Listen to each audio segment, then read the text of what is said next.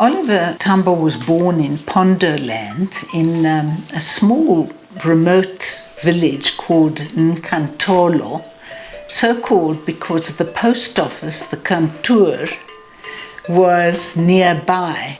OR's father, Manku, was a traditionalist and he had 4 wives. His mother was the 3rd wife, Julia, who was the first Christian in the family.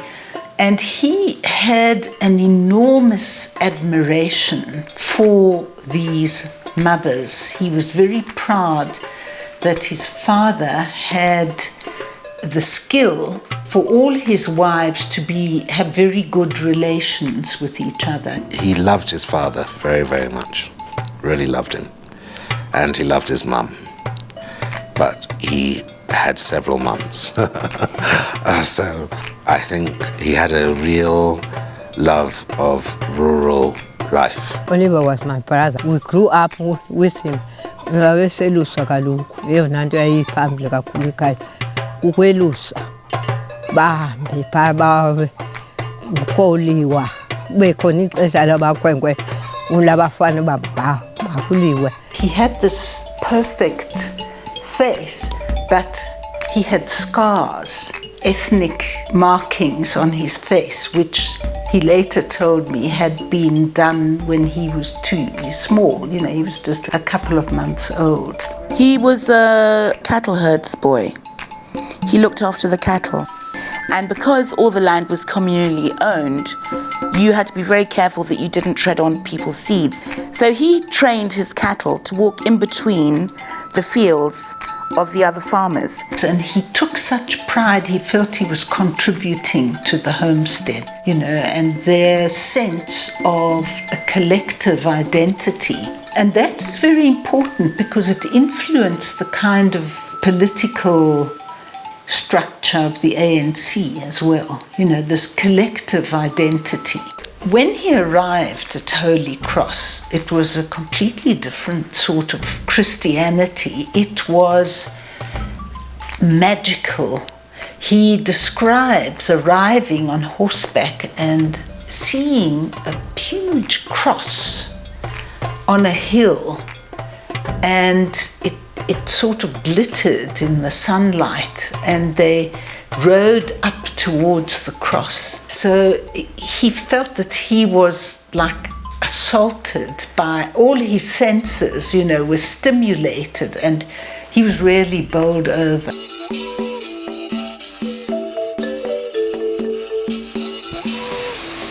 Immediately on arrival at the boys' hostel at St. Peter's, we were taken to what was to be our dormitory. What had struck me already was that where at Holy Cross the vernacular, Xhosa, as the language of ordinary conversation, here at St. Peter's everybody seemed to speak in English.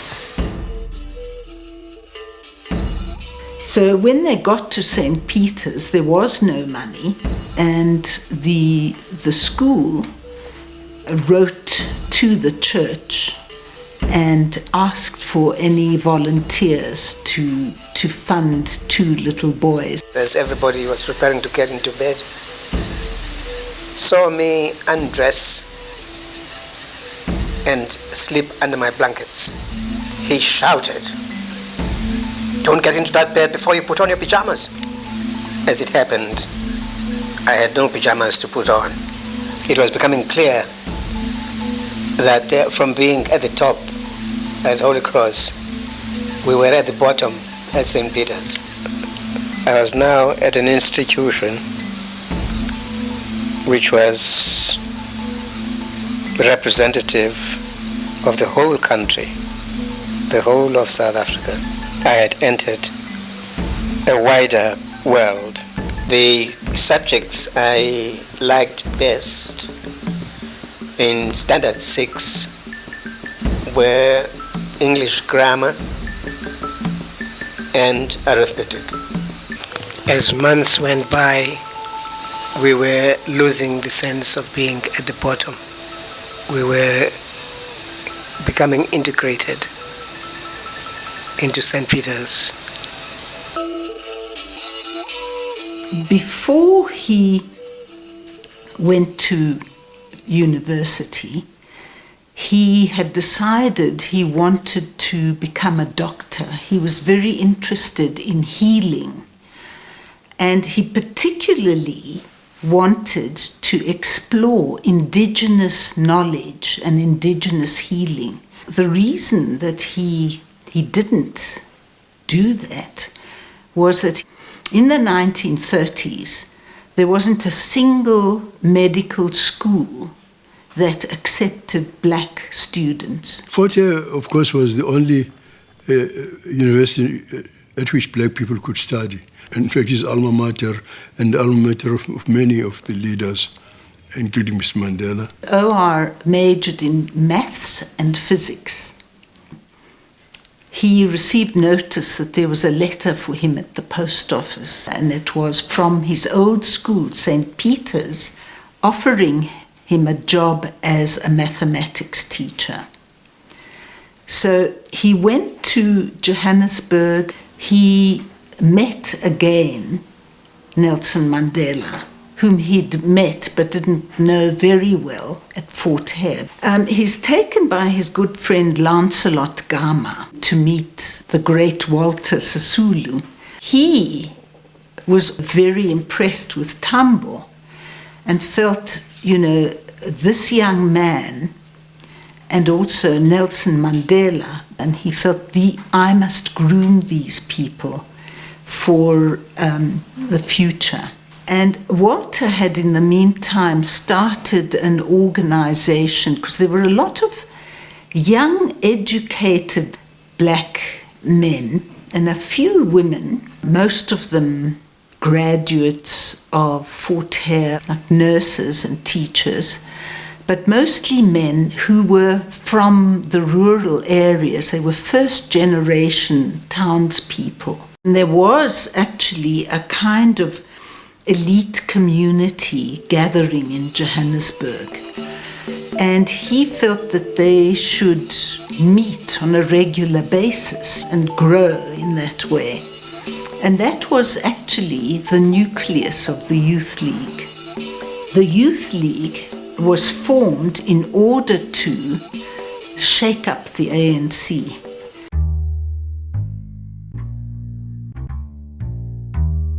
Both O.R. Tambo and Nelson Mandela were attorneys, and they formed a partnership in 1952. Whenever I went up to Johannesburg, I would make a point of going to the office of Mandela and Tambo. It was the first firm of black attorneys. Oliver Tambo took most of the very important removal cases of Africans from their areas where they had been living, which belonged to them rightfully from ancient times, and were being removed to give place for white farms. Their offices were full to capacity every day. There were 156 people who were arrested. Oliver was one of them, and I was unfortunately also one of them, and we met in the drill hall. There were a number of lawyers among the accused. There was Madiba, and there was Oliver, and there was Joe Slover, and a couple of others. Oliver was different. He was rather restrained, rather quiet, very polite, and always greet you, but in a semi-formal way, with a bit of warmth under it, but it was fairly formal, and you knew this is not a man that you're going to slap on the back and say, "How's it?" You don't do that. When he met Adelaide, who's about 10 years younger than him, 13 years younger than him, he was very impressed. And she decided she wanted to start a youth league in George Goch. And so she invited the secretary of the Youth League, Oliver Tambo, to come and speak to her school. She said, I want to marry Oliver Tambo. And her grandmother said, "Those pondos, are you mad? They marry you and then they leave you.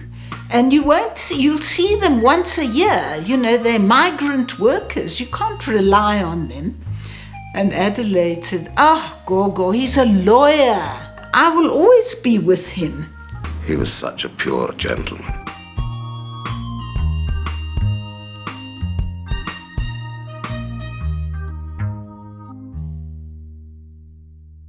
When he was told by Chief Luthuli that the NEC had decided that the banning of the ANC would come soon, and when that happened, he would have to go into exile and head the mission, interesting word, the mission in exile, to tell the world about the evil of apartheid.